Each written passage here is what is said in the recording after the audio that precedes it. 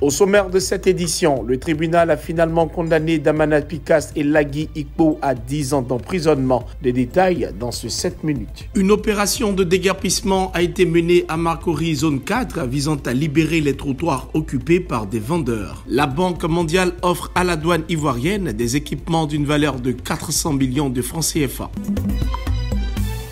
Le tribunal a rendu son verdict concernant Damana Picasse et ses co-accusés, poursuivis pour atteinte à la défense nationale, complot contre l'autorité de l'État et association de malfaiteurs en lien avec l'attaque du 2e bataillon projetable d'Abobo en avril 2021. Le parquet avait requis 20 ans de prison, mais le tribunal a finalement condamné Damana Picasse et Lagui Ikpo à 10 ans d'emprisonnement, assorti d'une interdiction de séjour de 5 ans sur l'ensemble du territoire ivoirien, à l'exception de leur lieu de naissance. Kwa Justin a également été condamné à 10 ans de prison pour trouble à l'ordre public. Damana Picasse a toutefois été acquitté des charges de détention d'armes de guerre. Pour nous, c'est une injustice qui est faite, encore une fois.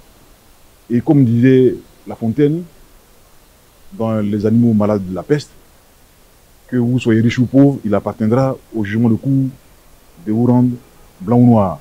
Ce qui se passe là. Le tribunal a reconnu certaines circonstances atténuantes, ouvrant la voie à un éventuel appel de la décision. La défense a déjà annoncé son intention d'interjeter appel, dénonçant une condamnation politique. Nous avons la possibilité de faire appel, afin de remettre les parties où elles se trouvaient auparavant, afin que la cour d'appel puisse statuer.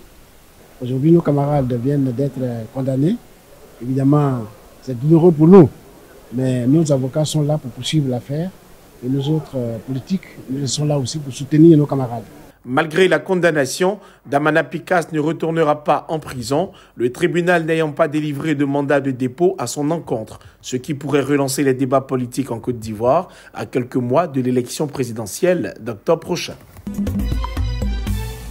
Le rideau est tombé sur la première édition du Forum international des métiers et des compétences. Le FIMEC 2025, organisé par l'AGEFOP, s'est conclu avec la publication d'un livre blanc contenant des recommandations stratégiques. Les recommandations visent à augmenter le taux d'orientation vers l'enseignement technique et professionnel à 15% d'ici 2030 et à intégrer des compétences numériques, entrepreneuriales et des soft skills dans les curricula. Les recommandations issues des différents panels et des masterclass, c'est d'explorer tous les modèles innovants pour faire en sorte qu'on ait un meilleur financement de la formation professionnelle. La formation professionnelle, ça coûte cher avec des équipements parce que on veut proposer des formations qui permettent aux jeunes d'acquérir des compétences qui les rendent tout de suite opérationnels sur le terrain. Nous avons également eu des fonds d'investissement qui ont vu et qui utilisent d'ailleurs ce modèle pour des écoles privées et qui ont pensé que ce serait un modèle innovant pour financer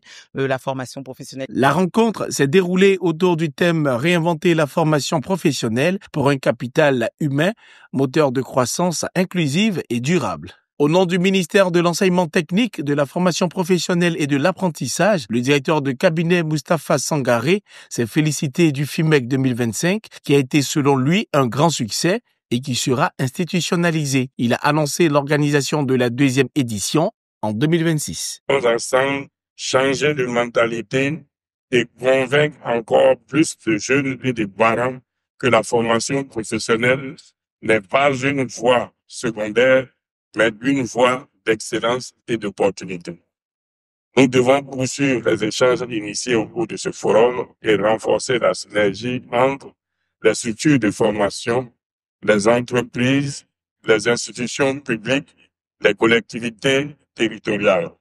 C'est ensemble que nous construirons un écosystème solide, capable d'accompagner efficacement notre jeunesse vers l'avenir prospère. L'AGEFOP, avec le soutien des partenaires nationaux et internationaux, s'engage à mettre en œuvre ces propositions dans les années à venir afin de créer un environnement propice à la formation professionnelle de qualité et au développement de compétences adaptées aux besoins du marché.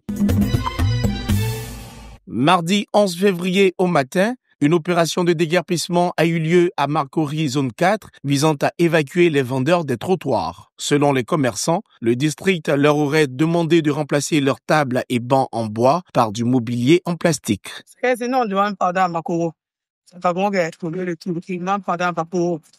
devrait avoir pitié de nous. Si c'est pour faire bancs pas remplacer, nous pas remplacer, non. On va se débrouiller pour faire. C'est pas moi dire, non, mari travaille pas, nous se sommes débrouillés. Nos enfants, ça va à l'école, tromper maison. Ça vie, non.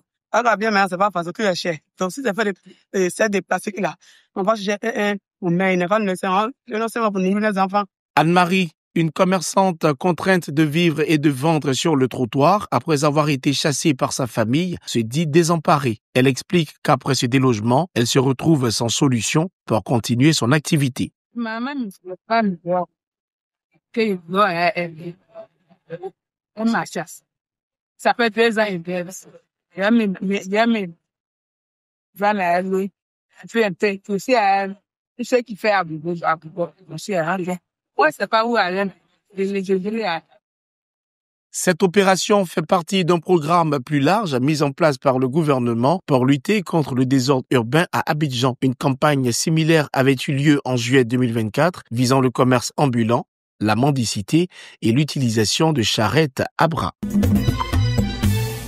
La Banque mondiale a offert à la douane ivoirienne des équipements d'une valeur de 400 millions de francs CFA, comprenant des écrans LED interactifs, des unités de contrôle OPS, des caméras PTZ, des kits de connexion sans fil et des supports mobiles. Ce don a été remis dans le cadre du projet d'amélioration de la gouvernance pour la délivrance des services. Nous sommes toujours très heureux parce que notre action, c'est d'améliorer la gouvernance économique. Et c'est ce qui va permettre aussi d'améliorer les ressources pour qu'on puisse mieux gouverner aussi le pays. Cette dotation vise à renforcer les capacités opérationnelles de la douane, notamment en matière de surveillance et de formation. Ce matériel nous sera d'une très grande utilité, étant donné qu'il nous permettra d'avoir des échanges avec nos collaborateurs en région. C'est pour cela que les 7 régions que sont Abangourou, Aboissou, Boaké, Man, Odiéné, Korogo et San Pedro ont été identifiés, sélectionnés pour bénéficier de ce matériel. Le projet d'amélioration de la gouvernance a pour objectif d'accompagner l'État dans ses réformes pour assurer une gestion publique conforme aux normes de bonne gouvernance.